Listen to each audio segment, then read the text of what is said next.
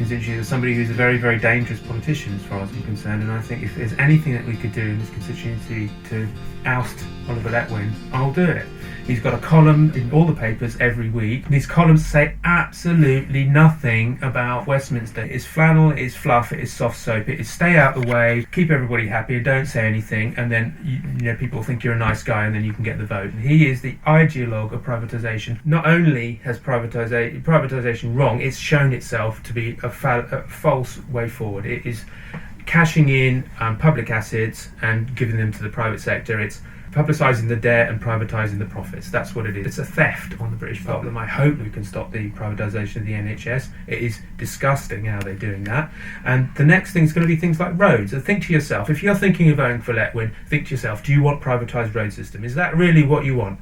Do you want to have to pay to go down the road in some way in the future? Because that is coming. That's the sort of end point of this ideology. It's privatise everything.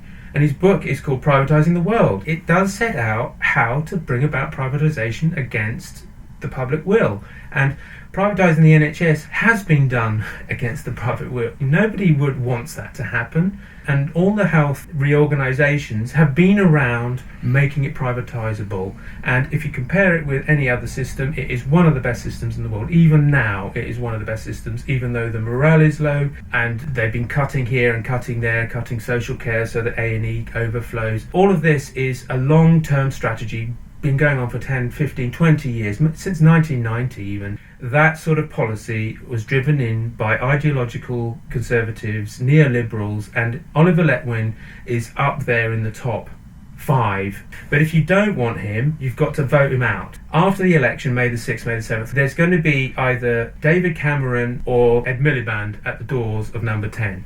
They're going to be there not on their own right. They'll have a coalition. So what are the coalition going to be? It's going to be on the one side it's going to be SNP, Labour, possibly Lib Dems, and on the other side you've got the prospect of UKIP, the Ulster Unionists, and the Conservatives. Which one do you want? We've got 6 or so parties or whatever. There's going to be piles of paper on the table.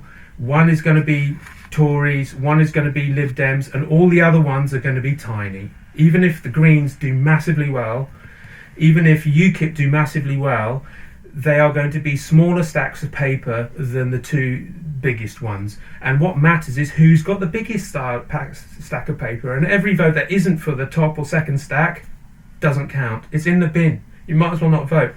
So by not voting, by voting for the Greens, the UKIP, or any of the other parties, you are voting for Letwin. There is no simpler way of stating it. You've got the only chance you've got is this chance now, because you'll be ignored for the next 5 years. Whereas with Ros, you've got a chance to change tack and at least put her to the test and see if she can do something for us.